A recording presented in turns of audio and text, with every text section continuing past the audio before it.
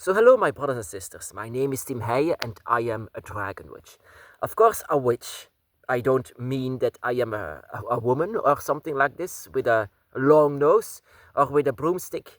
No, dragon witches can be 50% male and 50% female. We are not like, it's not one or the other gender. We are all balanced in everything that we do. So in darkness, in light, male and female, also with water and fire, night and day, we are everything. That is why they call us grey witches. We don't choose in the beginning what we have, we choose everything. We are not light, we are not dark, we are all of it. We can choose whatever we want to be. We don't have a choice from the beginning. We choose what we will get. Most of the time when people are born, they already have a name, they already have a religion, they already have a culture. When a dragon is born, that is not at all the case. Dragons can have many names, dragons can have many cultures, dragons can have many dark and light or whatever. Dragons can have everything. I myself, for example, have many names. My spirit has many names. For example, I am Tim Heijen. Tim Heijen is what they call me, but that is not my name for the dragons. The dragons call me a complete different name. A different name that I, in my human mouth, cannot even say to you. And my dragon actually said, whenever you say and speak my name, for example, a draconic name, the gates of the dragons will open, because that in itself is dragon magic. Of course, you have also many names that you can use. Of course, you will very much know your human name, but that is of course it. But I wanted actually to explain something different, my brothers and sisters. Many years ago, when I was searching for you, searching for people on the dragon's path, for example, you, my brothers and sisters, because I was very much drawn to magic. I wanted to do magic. I was very much drawn to it. But of course, I didn't know how. How do you use it? How do you use magic? And it was also complicated. Of course, people said to me, read a book. I don't read books. I don't want to read books. Read a book or... No, just explain me how it goes. And then I decided from someone who said, oh yeah, maybe you should join a coven with other witches, because it seems that you are drawn to witchcraft. And I said, yeah, of course, what do I have to lose? Maybe that I can have answers from other people who claim themselves to be witches. And so said, so done. I was inside of some kind of a coven with all of the, namaste, and let us like, immediately from the beginning I said, what the hell is this? And then, let us thank, what was it again? Hecate and the triple goddess for creating life. And I was like, do I have to? Do I have to do that? I actually don't care. But of course, I said, no, just namaste, praise the moon, praise the sun. Actually, I love the sun and the moon, but in my eyes, all of that is draconic. Of course, I couldn't say this at that moment. But at the moment, there was a question from a leader, I don't know. You cannot have leaders with dragons. But yeah, someone said, how many gods do you actually worship? And say the name of your gods. And I said, okay, finally, here we go. I will finally say who I am. I worship Tiamat.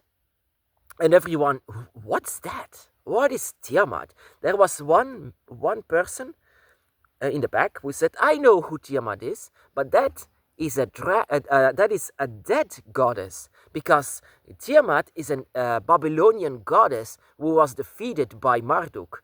He knew about that. And I said to him, actually no, because you cannot kill a god.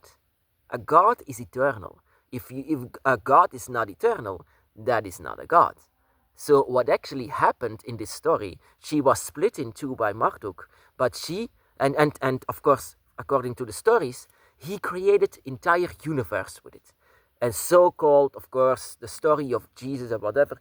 But I said to him, with her power, with her energy, she was split in two in her energy, and she was actually the one who gave life to all. That is eventually what her name means. She gave life to all because Marduk did not had that power. He was not a god who could create. And so everything that you see, I said to him, everything that you see here is still her body, is still her energy. That is what I wanted to say to you. That is what I want to say to him as well. That is still her body. Her body is still on earth. And actually, and I turned myself to the group, I said to the entire group, in fact, in the end, you should all worship Tiamat because she gave life to you. And then, that was my point actually to go out of it. They laughed in my face. And of course, when I said to them, actually, she is a dragon goddess. She's not a goddess that you would say with a human face that created the world that is sitting on a cloud. No, she's a dragon goddess. She's the mother of all serpents and dragons. And then I could say to this entire group, this is not just a goddess. A god or a goddess who does not could create life or who always demand worship is not a god. Because I said also to a lot of Christians to this day, because this God that they worship always demands worship.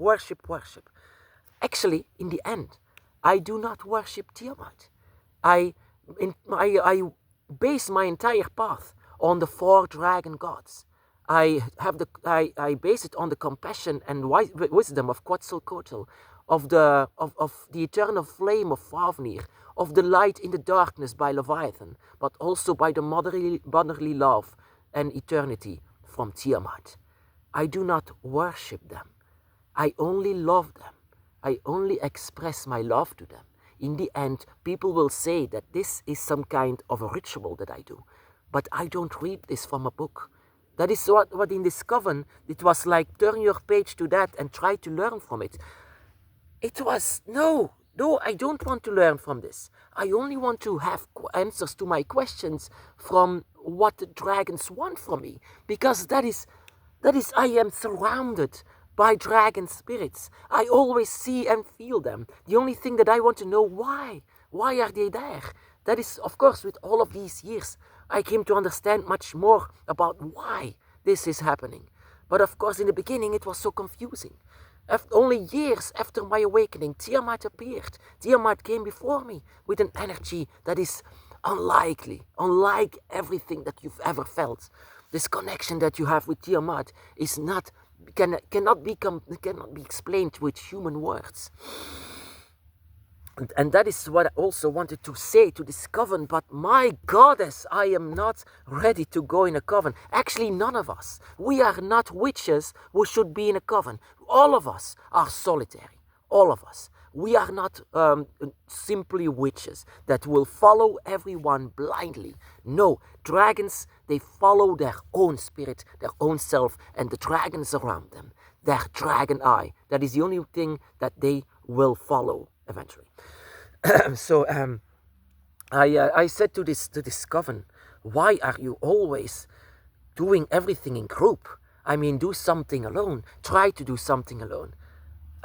This is the way how dragons talk to you. Dragons talk to you when you are quiet, at your quietest, and when you don't even realize that you should do anything. You don't need to do anything. On the dragon's path, you don't need to do anything. You just do whatever your heart desires. And whatever your heart desires is the dragon, then go for the dragon. Go whatever your heart is telling you. Your draconic heart, my brothers and sisters, is what you need to follow. Your dragon's heart. The only thing that you need is your dragon instincts. Not a book. Oh my goddess. That is also typically Christian. So I have proof for God. Okay, then give it. Because the book said, it's a book. It's a stupid, man-made, human book. It's nothing. Whenever you put it in the rain, it's nothing. It's just nothing. Nothing anymore. Whatever humans create I create books. Doesn't mean that I always am right. Of course not. We all have our own path to go, and it's so different from each other. I do not worship people in the cloud.